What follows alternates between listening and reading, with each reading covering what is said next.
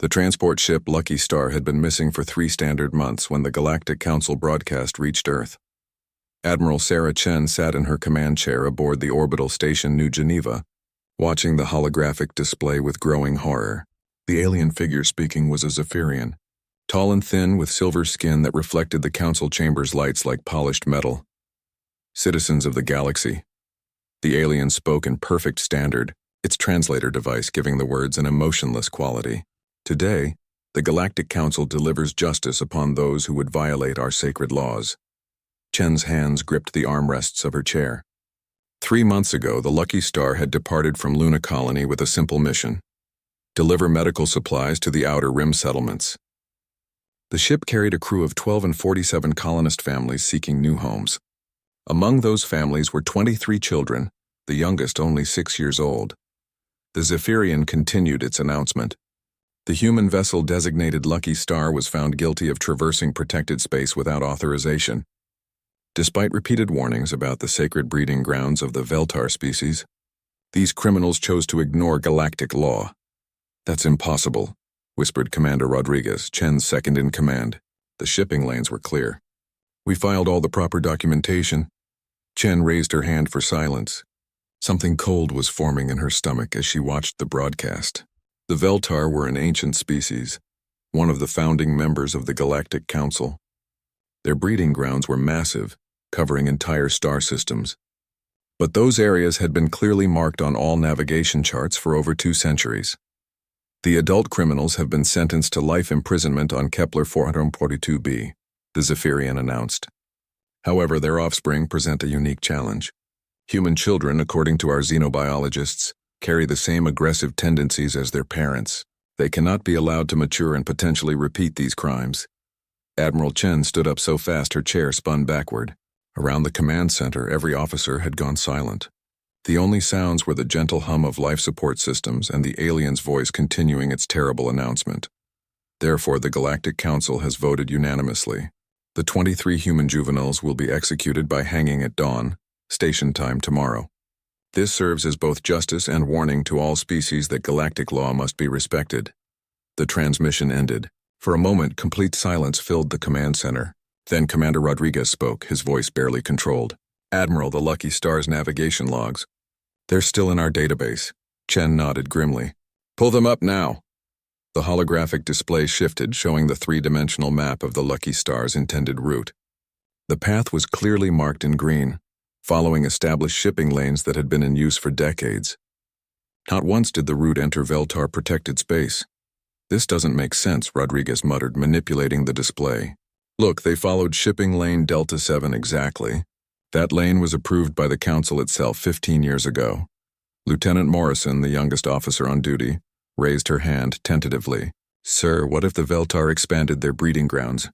They have the authority to do so under Article 12 of the Galactic Charter." Chen walked closer to the display, studying the route carefully. "Even if they did, they're required to give 6 months' notice to all affected shipping companies and governments." "We would have received the notification." "Unless," Rodriguez said slowly, "they didn't want us to receive it." The implications hung in the air like a toxic cloud. The Galactic Council had been growing increasingly hostile toward human expansion over the past decade. Earth's colonies were prospering, human technology was advancing rapidly, and several species had begun expressing interest in human trade partnerships over traditional council arrangements. "Admiral," Lieutenant Morrison's voice was shaking, "the execution is scheduled for tomorrow at dawn. Station time means Proxima Station in the Alpha Centauri system. That's only 14 hours from now." Chen turned to face her crew. Every officer was looking at her with the same expression of barely controlled rage and helplessness. 23 children were going to die in 14 hours, and the nearest human military vessel was 3 days away at maximum burn. "Get me a secure channel to Earth Command," Chen ordered. "Priority Alpha." "Ma'am," Rodriguez said quietly, "even if we launch every ship we have right now, we can't reach Proxima Station in time. The physics just don't work." Chen's jaw tightened. She had served in the human colonial navy for 23 years. She had fought pirates in the Outer Rim, negotiated peace treaties with hostile species, and had never lost a single person under her command. The thought of 23 human children dying while she sat helpless in orbit around Earth was unacceptable. The secure channel crackled to life. Admiral Marcus Webb's weathered face appeared on the screen, his expression grim. "Sarah, I assume you've seen the broadcast." "Yes, sir." "Marcus, this is a setup. The Lucky Star never entered protected space. Someone's playing games with navigation charts and treaty boundaries." "I know," Webb replied. "We've been tracking similar incidents across 4 sectors. Minor violations, trumped-up charges, excessive punishments. The Council is testing our responses. Sir, with respect, I don't care about political maneuvering right now. 23 kids are going to die tomorrow unless we do something." Webb's expression softened slightly. "Sarah, I've been on the comm with every ship captain, every station commander, every transport pilot within 100 light-years of Proxima Station. There's nothing we can do. No one can get there in time." Chen closed her eyes for a moment, feeling the weight of command and the helplessness of distance. When she opened them again, something had changed in her expression. Something cold and determined. "Marcus, I need you to send a message to someone for me." "Who?" "Marcus Kane. Tell him what's happening." "Tell him. Tell him the kids need their uncle." Webb's face went pale. "Sarah, you can't be serious. Kane retired 5 years ago. He's supposed to be dead officially." "Marcus Kane doesn't let children die on his watch," Chen said quietly. "Never has. Never will. The question is whether we can get him the information he needs in time." The connection went silent for several long seconds. Finally, Webb nodded slowly. "I'll make the call." "But Sarah, if this goes wrong, if Kane decides to act on this, then the Galactic Council is about to learn why humans don't make good enemies," Chen finished. "Send the message, Marcus. Send it now." Marcus Kane was tending his small garden when the message arrived.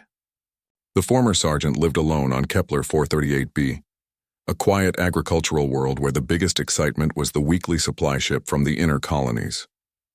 His neighbors knew him as a retired mechanic who kept to himself and grew the best tomatoes in 3 sectors.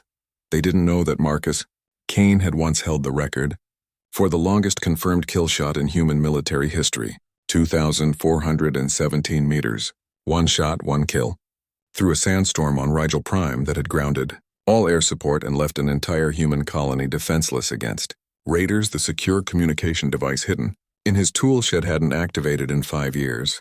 When its red light started blinking, Kane paused in his watering and set down the irrigation hose. Old habits died hard. He glanced around his property, noted the positions of his nearest neighbors, and calculated sight lines automatically before walking to the shed. The message was audio only, Admiral Webb's voice carrying across the void between stars. "Marcus, I know you're listening. We need you. 23 human children are going to be executed by the Galactic Council tomorrow at dawn. Proxima Station. The charges are fabricated. The whole thing's a setup, and we can't get any ships there in time." Kane's weathered hands didn't shake as he absorbed the information, but something shifted in his pale gray eyes. Something that had been sleeping for 5 years began to wake up. "Admiral Chen specifically requested you," Webb continued. "She said to tell you the kids need their uncle. I'm transmitting all the data we have, station schematics, security protocols, current personnel roster, and the execution details. Marcus, I know you're officially dead, but if you're going to act on this, you need to move now. We can't help you officially, but there's a fast courier ship registered to a mining company that's actually ours. It's fueled and waiting at Kepler Station. Registration number 77 Alpha Delta." The message ended. Kane stood in his tool shed for exactly 30 seconds, then moved with the fluid efficiency of a man who had spent decades preparing for impossible missions. The false floor came up in 2 sections, revealing equipment that most governments would classify as military contraband. His rifle case was first. The weapon inside had been custom-built by the finest gunsmiths on Earth, designed specifically for extreme-range engagements in low-gravity environments. Beside it lay ammunition that cost more per round than most people made in a month. Each bullet was crafted to specifications measured in micrometers, designed to maintain accuracy across distances that most snipers considered pure fantasy. Kane's hands moved without conscious thought as he began field stripping and inspecting every component. The rifle barrel showed no signs of wear despite thousands of practice rounds. The scope's electronics responded perfectly to diagnostic tests. The bipod legs locked into position with satisfying clicks. 90 minutes later, Marcus Kane sealed his house and walked to the small transport pad behind his property. His official story, should anyone ask, was a visit to his sister on Kepler Prime. The shuttle that arrived was unremarkable, piloted by a young woman who asked no questions and filed a flight plan that wouldn't attract attention from customs officials.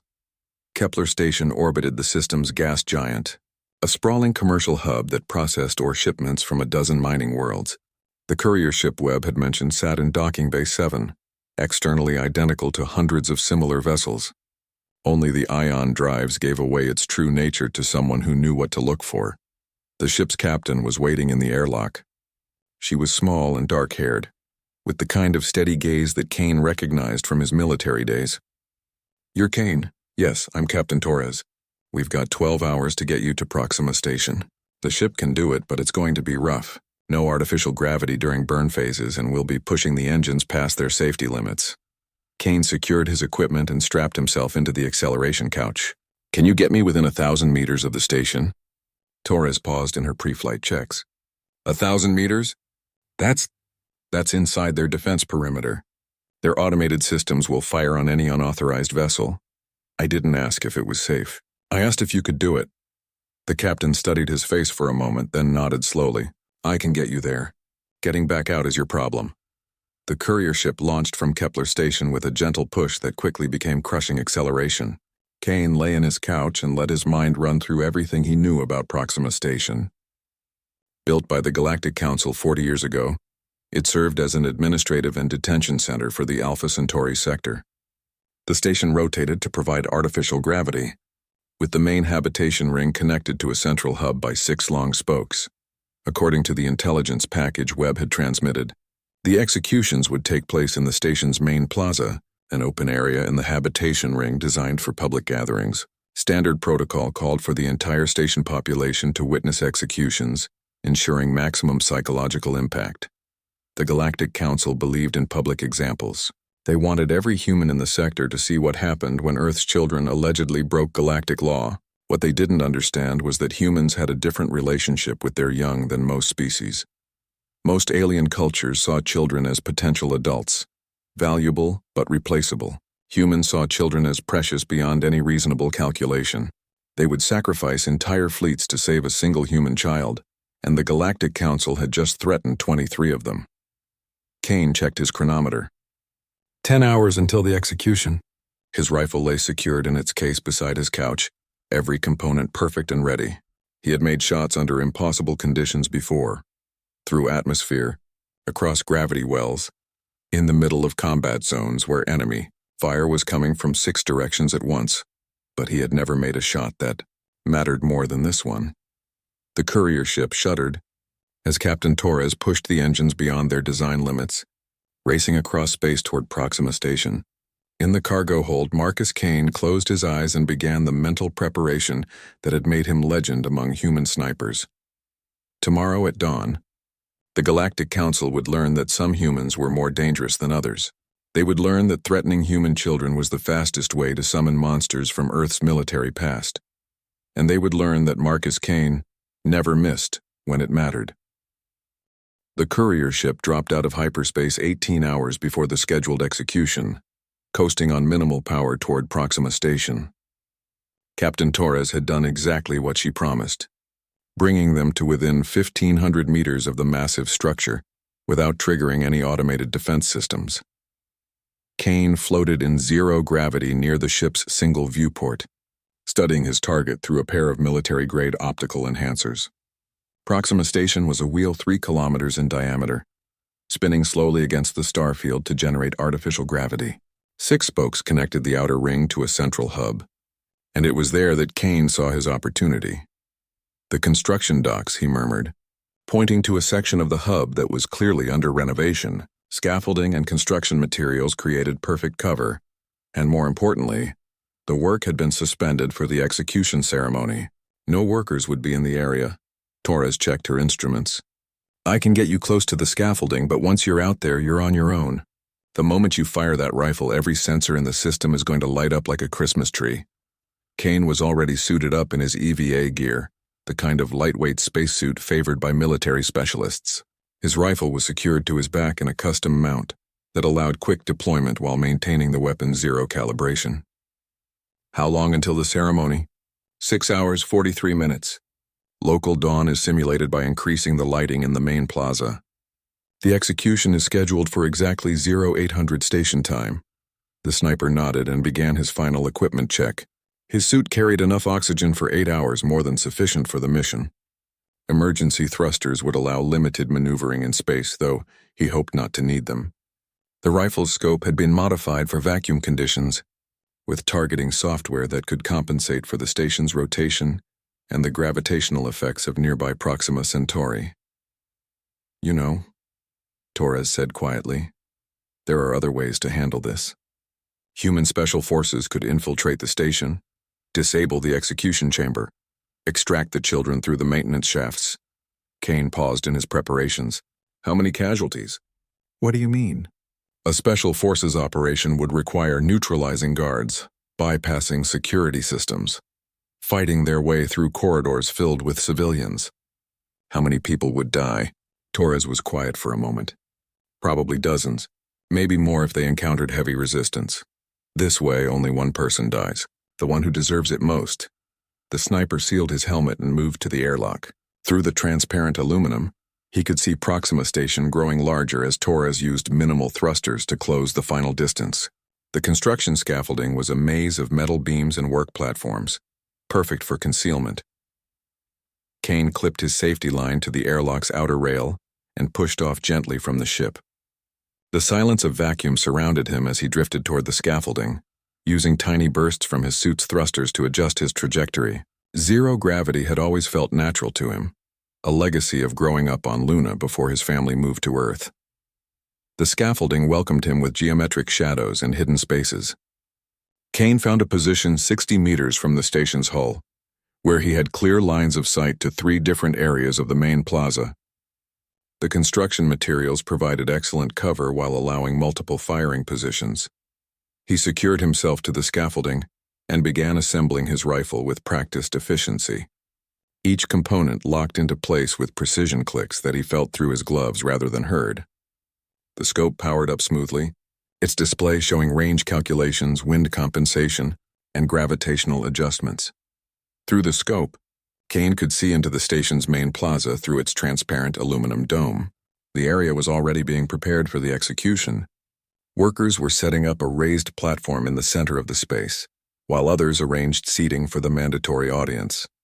Everything was being done with typical Galactic Council efficiency. Kane's jaw tightened as he saw the gallows taking shape on the platform. 13 nooses arranged in a neat row. The Galactic Council apparently planned to execute the children in batches, maximizing the psychological impact on the human witnesses. The sniper activated his suit's recording system and began a detailed survey of the plaza. Security cameras were positioned at regular intervals around the perimeter, but their coverage was designed to monitor the audience, not to watch for threats from above. The station's security force would be focused on preventing rescue attempts. Through the docking bays and maintenance shafts, they would never expect a single man with a rifle positioned in the vacuum of space. Kane identified his primary target through careful observation. The execution would be overseen by a Galactic Council judicial, the alien equivalent of a Supreme Court justice. These beings held absolute authority over legal proceedings and could stop any execution with a single word. More importantly, they were required by galactic law to personally oversee any death sentence involving minors. The judicial would stand on the platform throughout the ceremony, close enough to the condemned to ensure proper legal procedure. It was traditional for them to read the charges and sentences aloud before the execution began. Perfect target placement. Clear line of sight. No innocent bystanders in the immediate area. Kane began calculating the shot. Range approximately 800 meters. Target stationary during the crucial moment. Environmental factors. Vacuum conditions meant no atmospheric distortion, but he would need to account for the station's rotation and his own position relative to the target. The rifle's computer ran thousands of calculations per second, analyzing trajectory, gravitational influences, and the relative motion of all objects involved. Kane had made similar shots dozens of times in training, hundreds of times in simulation, but never with stakes this high. Through his scope, he watched as the first group of human prisoners was led into the plaza. Adult men and women, the crew and colonists from the Lucky Star all in prison uniforms and restraints. They were positioned in viewing areas where they would be forced to watch their children die. Kane's finger found his rifle's trigger guard, not yet touching the trigger itself, but ready for instant action. Professional snipers learn to control their emotions during missions, to become extensions of their weapons rather than feeling beings. But watching those parents being positioned to witness their children's execution tested even his legendary discipline. The station's chronometer showed 4 hours until dawn. Kane settled into his shooting position and began the meditative breathing exercises that would slow his heart rate and steady his hands. By the time the sun came up over Proxima Station, either 23 human children would be saved, or Marcus Kane would be dead. Either way, the Galactic Council would learn that humans protected their young with a ferocity that most alien species couldn't comprehend. 2 hours before dawn, Kane watched through his scope as the plaza began filling with witnesses. The Galactic Council had made attendance mandatory for all station residents, turning the execution into a grotesque public spectacle. Aliens of dozens of species filed into the seating areas with expressions ranging from curiosity to disgust. Most disturbing were the ones who seemed excited. Kane adjusted his position slightly on the scaffolding, ensuring his rifle remained perfectly stable. His suit's life support systems hummed quietly, recycling air and maintaining optimal temperature. The sniper's training had taught him to treat his body like a precision instrument during long missions.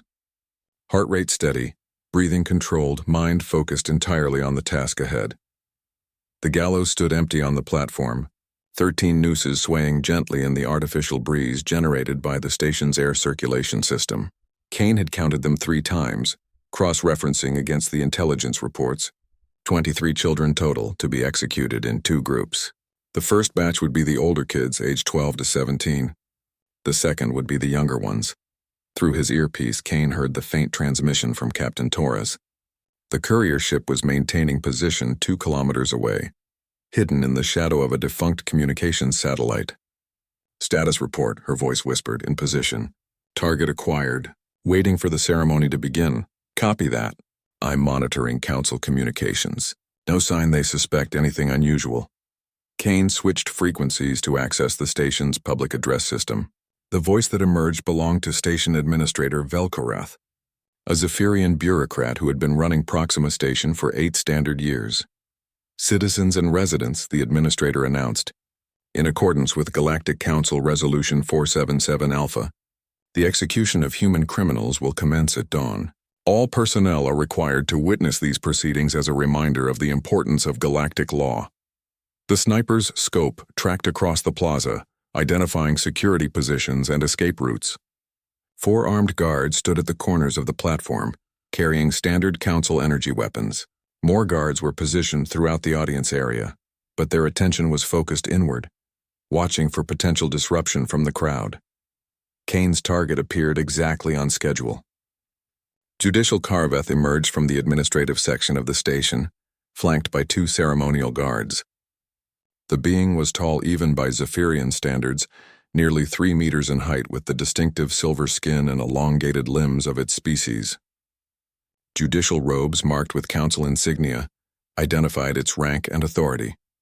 Karveth would read the charges, oversee the legal formalities, and give the final order for execution. Under galactic law, no one else had the authority to stop the proceedings once they began. The judicial took its position at the center of the platform, directly between the gallows and the main audience area. Kane adjusted his scope's magnification and ran final trajectory calculations. Distance 743 meters. Elevation angle -15 degrees. Target movement minimal during speech phases. A perfect shot. Kane's finger moved to the trigger, though he wouldn't fire for another 90 minutes. Professional snipers learned to become one with their weapons long before the moment of truth. Every breath, every heartbeat, every muscle fiber had to work in perfect harmony when the time came. The first group of children was brought into the plaza. Kane's training wavered for just a moment as he saw them through his scope. 12 young humans, ages 12 to 17, walking between their guards with the kind of dignity that made the sniper's throat tight with pride. They were scared, of course, but they held their heads high and looked after the younger kids in the group. The oldest was a girl of perhaps 16, with dark hair and her mother's eyes. She had positioned herself at the front of the group, shielding the others as much as possible from the stares of the alien audience. Kane recognized the protective instincts that every human child developed when their family was threatened. Behind her, a boy of 14 kept one hand on the shoulder of his younger brother, whispering quiet reassurances that probably didn't help much but showed a courage that would have impressed soldiers twice his age. The other children clustered together, some crying quietly, others staring defiantly at their captors. Kane forced himself to focus on the technical aspects of his mission. Emotional involvement would compromise his accuracy, and accuracy was the only thing that mattered now. These children would live or die based on his ability to place a single bullet exactly where it needed to go. Judicial Karveth activated the plaza's amplification system. Its voice carried clearly across the space, translated into standard for the human prisoners and witnesses. By the authority of the Galactic Council, I hereby convene these proceedings. The human criminals before us have been found guilty of violating Section 12 of the Galactic Navigation Code, specifically the unauthorized transit of Veltar-protected space. Kane listened to the charges with growing anger. The Lucky Star's navigation logs had proven conclusively that the ship never entered protected space. The Veltar had expanded their territorial claims without proper notification, then used the violation as justification for what amounted to judicial murder. The adult criminals, Karveth continued, have been sentenced to life imprisonment. However, their offspring present a unique concern. Human juveniles have been classified by Council xenobiologists as inherently aggressive and likely to repeat their parents' crimes upon maturity. The lie was so monstrous that Kane had to consciously relax his grip on the rifle. Human children were among the most peaceful in the galaxy until threatened, but the Council had needed a justification for public execution, and xenobiological reports could be fabricated as easily as navigation violations. Therefore, the judicial announced, these juveniles will be executed as a preventive measure and as a warning to other human families who might consider violating galactic law. The crowd reaction was mixed. Some species in the audience seemed uncomfortable with the proceedings, shifting in their seats and avoiding eye contact with the condemned children. Others watched with obvious interest, treating the execution as entertainment. Kane identified 3 Korthak merchants in the front row, who were actually taking bets on how long the children would struggle after the nooses tightened. The sniper made a mental note of their faces. If he survived this mission, he would be paying them a visit later. Karveth gestured to the guards, who began positioning the first group of children beneath the gallows. The 16-year-old girl was first in line, still trying to shield the others even though there was nothing more she could do. Kane's crosshairs settled on the center of the judicial's chest. Range calculations were complete, wind compensation was locked in, and gravitational adjustments had been made for the station's rotation. The rifle's computer indicated optimal firing conditions. The sniper took a deep breath, held it, and began the final countdown in his mind. 60 seconds until the judicial gave the execution order. 60 seconds to save 23 innocent lives. 59, 58, 57. Marcus Kane had never missed when children's lives were at stake. Today would not be the first time. 30 seconds. Kane's breathing had slowed to the point where his chest barely moved. His heart beat exactly once every 2 seconds, a rhythm he had trained his body to maintain during critical shots. Through his scope, he could see Judicial Karveth raising its ceremonial staff, the signal that would authorize the guards to activate the gallows mechanisms. 20 seconds. The 16-year-old girl looked directly up at the station's dome, as if she could see through the transparent aluminum to the stars beyond. Her lips were moving, probably whispering a prayer or a message to her parents. The younger children behind her had closed their eyes, some holding hands despite their restraints. 15 seconds. Kane's finger touched the trigger with precisely the right amount of pressure. Too little, and he would miss the critical moment. Too much, and the rifle would fire before optimal targeting was achieved. Professional snipers learned to exist in that perfect balance between action and hesitation. 10 seconds. The guards moved to their positions beside the gallows control mechanisms. Each alien wore the standard Council enforcement uniform, gray body armor with weapons designed to subdue rather than kill. They had been chosen specifically because they would follow orders without question, even orders involving the execution of children. 5 seconds. Carveth's voice carried across the plaza through the amplification system. By the authority vested in me by the Galactic Council, I hereby order the execution of these human criminals to commence immediately. The judicial staff began to descend, the formal signal that would activate the gallows and end 23 young lives. Kane fired. The rifle's recoil was absorbed perfectly by his shooting position and the vacuum of space. There was no sound, no muzzle flash, nothing to betray his location to the station's sensors. The specially designed bullet traveled the 743 meters to its target in less than a second, its trajectory adjusted by onboard microprocessors to account for every variable the sniper's computer had calculated. Judicial. Carveth's ceremonial staff was 15 centimeters from the activation position when the bullet struck the alien directly through its primary heart. The Zephyrian species had evolved redundant cardiovascular systems, but Kane's ammunition had been designed specifically for maximum tissue damage. The bullet expanded upon impact, creating a wound channel that destroyed both hearts simultaneously. The judicial collapsed instantly, its staff clattering harmlessly to the platform floor. For exactly 3 seconds, complete silence filled the plaza. Even the children on the gallows seemed frozen, unsure what had just happened. Then chaos erupted. "Sniper!" shouted one of the guards, though he had no idea where the shot had originated. Security teams throughout the plaza began scanning the area frantically, their weapons drawn but with no target to engage. Kane was already moving, detaching his rifle from its firing position and repositioning himself deeper in the scaffolding's shadows. The bullet had been untraceable, designed to disintegrate after impact so no ballistics evidence would remain. But the station's sensors would eventually triangulate his general position based on the bullet's trajectory. Through his scope, he watched as pandemonium spread across the plaza. The alien audience was scrambling for the exits, some species naturally panicking when faced with unexpected violence. The guards were trying to establish a perimeter, while simultaneously protecting the remaining council officials. More importantly, the execution had stopped. Without a judicial present to oversee the proceedings, Galactic law prohibited continuing with the death sentences. The guards couldn't legally activate the gallows, and none of the other officials present had sufficient authority to override the requirement for judicial oversight. Kane activated his communication system. "Torres, this is Kane, primary target eliminated. Mission successful." The captain's voice crackled back immediately. "Copy that. I'm seeing massive activity from station security. Multiple patrol ships launching from the docking bays." "Understood. Beginning extraction procedures." Kane began dismantling his rifle with the same practiced efficiency he had used to assemble it.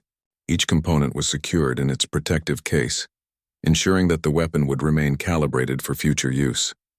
The sniper had no illusions about his chances of escaping undetected, but professional habits died hard. On the plaza below, something unexpected was happening. The 16-year-old girl who had been first in line for execution was speaking to one of the guards, her voice somehow carrying through the chaos. Kane adjusted his scope to focus on the conversation. "You can't continue without judicial oversight," the girl was saying, her voice steady despite everything she had just experienced. "Article 7 of the Galactic Criminal Code. I know my rights under council law." The guard, a Korthak enforcer with limited legal training, looked uncertain. The girl was correct, and everyone present knew it.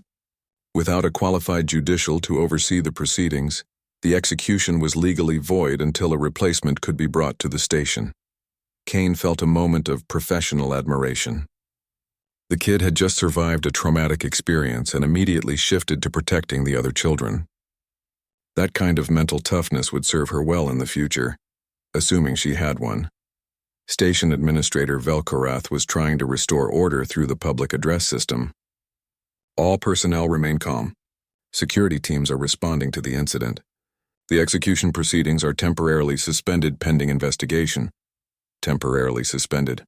That was legal language for "we can't continue right now, but we'll try again later." Kane had bought time, but he hadn't solved the fundamental problem.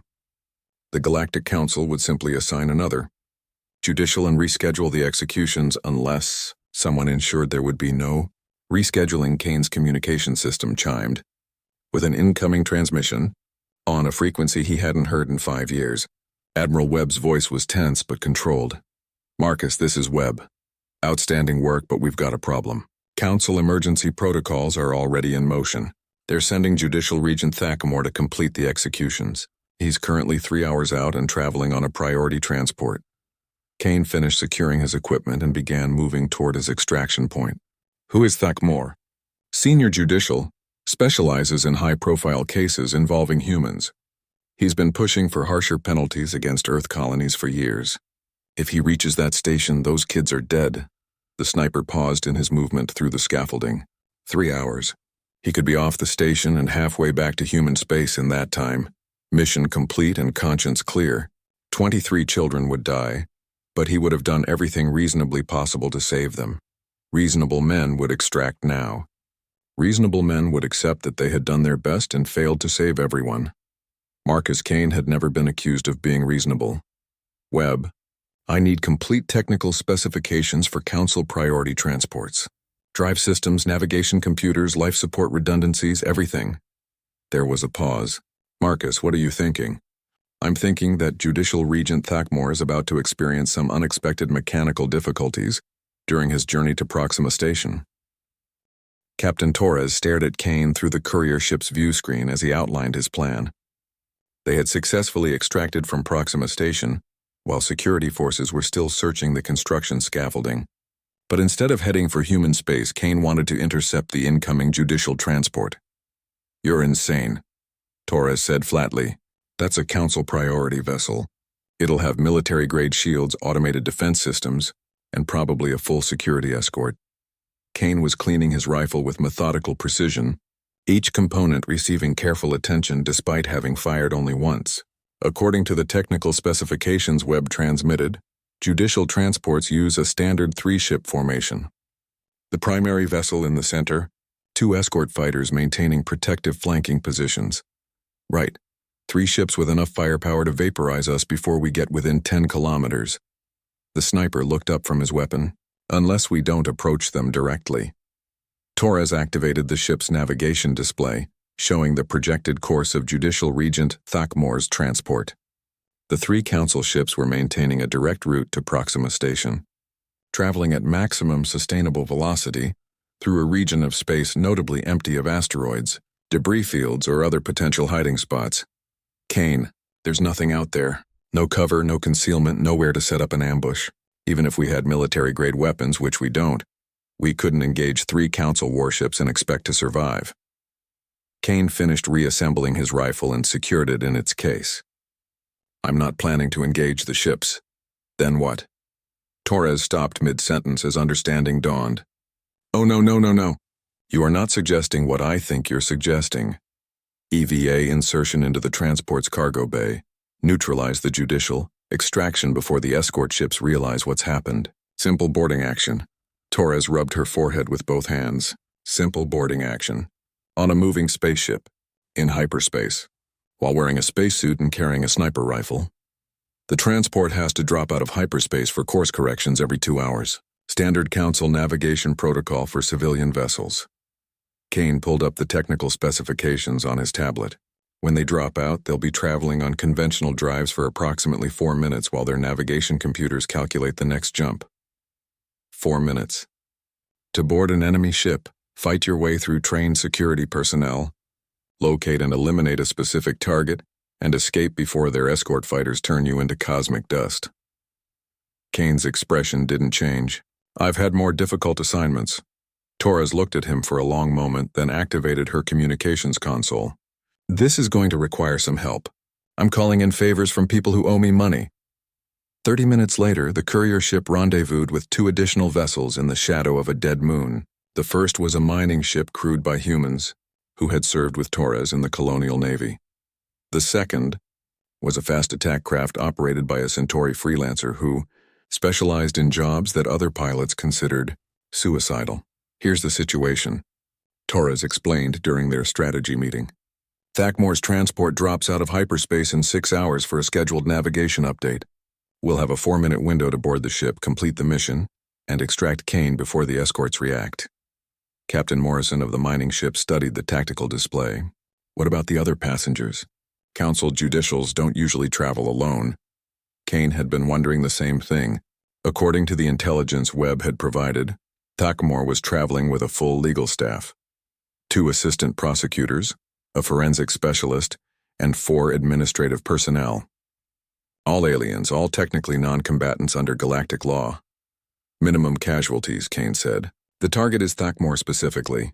Everyone else gets zip-tied and locked in a storage compartment. The Centauri pilot, a reptilian saurian named Sketh, clicked his approval. Boarding actions are my specialty. I can get you onto their ship and provide suppressing fire if their escorts try to interfere. Morrison nodded slowly. My mining ship can create a distraction. Council vessels usually scan for valuable minerals when they drop out of hyperspace. If I flood the area with false readings, it might buy you some extra time. Kane checked his chronometer. 5 hours, 37 minutes until the transport's next navigation stop. Enough time to prepare equipment and review the ship's internal layout. But not enough for second-guessing or complicated contingency plans. The sniper activated his tablet and began studying the transport's deck plans. Council judicial vessels were designed for comfort and security, not combat efficiency. The judicial's quarters would be located in the ship's most protected section, surrounded by administrative offices and meeting rooms. Security personnel would be stationed at key access points, but they would be expecting external threats, not boarders who had somehow bypassed the ship's shields. Kane's approach would be through the cargo bay, using standard EVA techniques to match velocity with the transport while it maneuvered on conventional drives. Once inside, he would have approximately 3 minutes to reach Thakmore's quarters, eliminate the target, and return to the extraction point. 3 minutes to save 23 children's lives. The courier ship's communication system chimed with an incoming message from Admiral Webb. Marcus, I've got an update on the situation at Proxima Station. The children are being held in maximum security detention, while the Council debates their next move. Some species are arguing that the execution should be postponed pending investigation into Karveth's assassination. Kane felt a moment of hope. Any chance they'll drop the charges entirely? Negative. If anything, they're more determined than ever. Thakmore has been given emergency authority to proceed with the executions immediately upon arrival. No additional legal review, no appeals process. He can order the hangings the moment he steps onto the station. Torres was listening to the transmission through her headset. She caught Kane's eye and mouthed the words, "Still time to run." Kane shook his head. Running had never been an option. Human children were in danger, and he was in a position to help them. The mathematics were simple, even if the execution was complex. Webb, I need you to send a message to Admiral Chen for me. Go ahead. Tell her the kid's uncle is still working. And tell her that after this is over, Marcus Kane is officially retiring from the child-saving business. Webb's chuckle carried across space. Copy that, Marcus. Good hunting. Kane began his final equipment check as the 3 ships moved into position along Thakmore's projected course. His rifle was loaded with standard ammunition this time. The specialized anti-Zephyrian rounds had been necessary for Karveth, but Thakmore was a different species with different vulnerabilities. 4 hours until the transport dropped out of hyperspace. 4 hours to prepare for what might be the most important shot of his career. In the distance, Proxima Station continued its slow rotation around the system's primary star. 23 human children waited in detention cells, probably unaware that their fate would be decided by a man they had never met, floating in the darkness between the stars with a rifle across his knees. Marcus Kane had spent 5 years trying to forget that he was good at killing people. But sometimes killing the right person was the most merciful thing you could do. The judicial transport righteous verdict dropped out of hyperspace exactly on schedule, its 3-ship formation emerging from the quantum tunnel in perfect alignment. Kane watched through his EVA suit's display as the massive vessel began its navigation routine, conventional engines firing in precise bursts to adjust course and velocity. 30 seconds to insertion, Captain Torres announced through the comm system. Skith Morrison, you're clear to begin distraction protocols. The mining ship immediately began broadcasting false mineral readings throughout the area, its sensors indicating massive deposits of rare elements that didn't actually exist. Simultaneously, Sketh's attack craft launched a spread of sensor probes designed to look like debris from a recent asteroid collision. Kane checked his equipment one final time. The rifle was secured to his back, ammunition distributed across multiple pockets for easy access. Cutting tools, restraint devices, and emergency medical supplies filled the remaining space in his tactical harness. He carried enough oxygen for 20 minutes of hard EVA work. Insertion in 10 seconds, Torres warned. Kane, once you're aboard that ship, you're on your own until extraction. The sniper positioned himself at the courier ship's airlock, one hand gripping the outer frame while the other held his maneuvering thrusters. Through the transparent aluminum, he could see the transport's cargo bay doors exactly where the intelligence reports had indicated they would be. 3, 2, 1, go. Kane pushed off from the courier ship with controlled force, his thrusters firing in calculated bursts to match the transport's velocity and trajectory. The gap between ships closed steadily as he drifted through vacuum, making minor adjustments to avoid the transport's sensor sweeps. The cargo bay's magnetic locks yielded to his cutting tools, opening just wide enough for a human in EVA gear to slip through. Kane sealed the outer door behind him and waited for the bay's atmosphere to equalize before removing his helmet. Emergency lighting cast everything in a red glow that made navigation difficult, but would help conceal his presence. According to the ship's deck plans, Thakmore's quarters were 3 levels up and toward the stern. Kane moved through service corridors that were designed for maintenance access rather than passenger comfort, avoiding the main passageways where he might encounter security personnel. His first contact came near the ship's central lift system. 2 Korthak guards were stationed at a security checkpoint, their attention focused on monitoring screens rather than watching for intruders. Kane approached from behind with the silent efficiency that had made him legendary among human special forces. Both aliens were unconscious and secured within 90 seconds. Kane zip-tied their hands and feet, then dragged them into a storage compartment where they would remain safely out of the way. No permanent injuries, no casualties that could be avoided. The lift carried him to Deck 7 where the judicial quarters occupied the most secure section of the ship. More guards would be stationed here, but Kane had studied the patrol rotations during his approach. There would be a 30-second window when the corridor outside Thakmore's door would be temporarily unobserved. Kane moved through that window like a ghost. Thakmore's tower was secured with both electronic locks and physical barriers, but the sniper had come prepared for Council security measures. His cutting tools made quick work of the outer defenses, while specialized electronics bypassed the inner systems without triggering alarms. The door slid open silently. Judicial Regent Thakmore was seated at his desk, reviewing legal documents on a holographic display. The alien was larger than most of his species, with the distinctive crest and coloring that marked him as a member of the Veltar ruling class. His ceremonial robes were draped over a nearby chair, replaced by more practical traveling clothes. Kane stepped into the room and closed the door behind him. Judicial Regent Thakmore. The alien looked up from his documents without apparent surprise.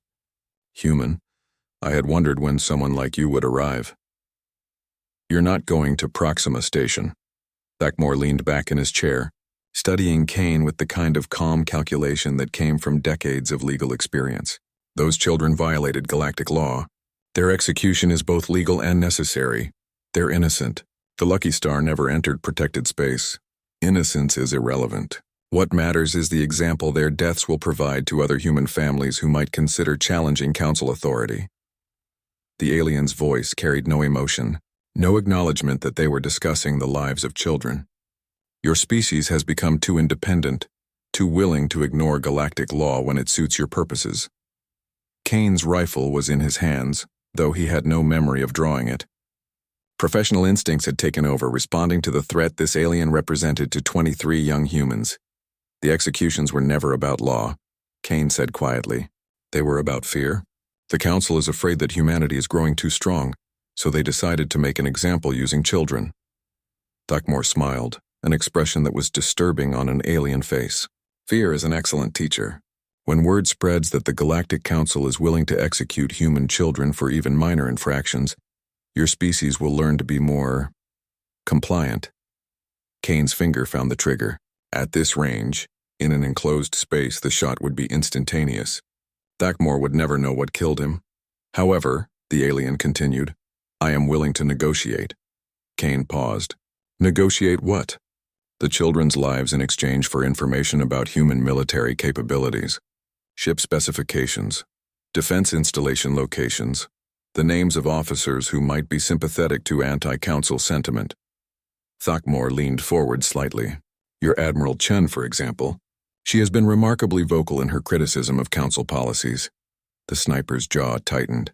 Thakmor was offering to spare the children in exchange for intelligence that would let the council target human military leaders. It would save 23 lives while endangering millions more. Alternatively, Thakmor said, you could simply kill me, but that would only delay the inevitable. The council will send another judicial, and another until those children are dead. You cannot save them by eliminating every official we send. Kane considered the alien's words. Thakmor was probably right about the council's determination. Killing one judicial, even two, might not be enough to save the children permanently. The council would keep sending replacements until the executions were carried out, unless the children were no longer on Proxima Station. Kane activated his communication system. Torres, this is Kane. Change of plans. I need you to contact Admiral Chen immediately. Kane, what are you doing? Torres' voice was tense with worry. Tell Chen that those kids need to disappear from Proxima Station before I finish here. Complete extraction, no traces left behind. She'll know what that means. Thakmor was watching the conversation with growing alarm. Human, you cannot simply steal prisoners from a council facility. The security measures are designed to keep people out, not in. Chen will find a way. Kane's rifle remained trained on the alien. The question is whether you're going to cooperate with me or become another casualty of this situation. The judicial's expression shifted from confidence to uncertainty. What do you want from me? A complete confession.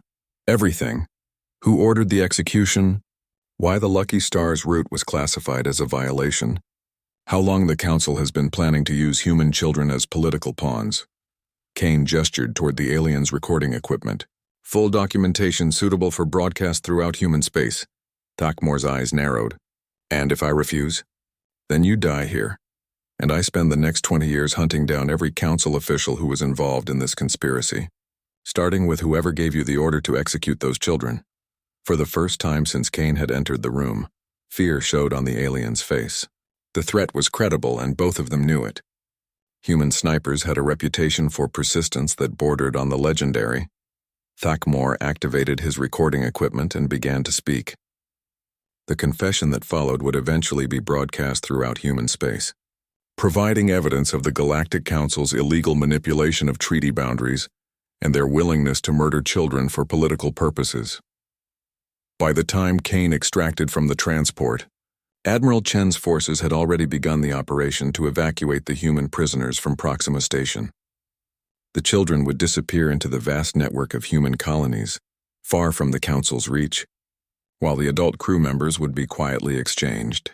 For Council officials captured during previous conflicts, the Galactic Council would spend years searching for 23 human children who had become ghosts, protected by a species that had learned not to trust alien justice when their young were threatened. Marcus Kane returned to his garden on Kepler 438b and resumed growing tomatoes. The secure communication device in his tool shed remained silent for exactly 6 months before Admiral Chen called again. There were more children who needed their uncle.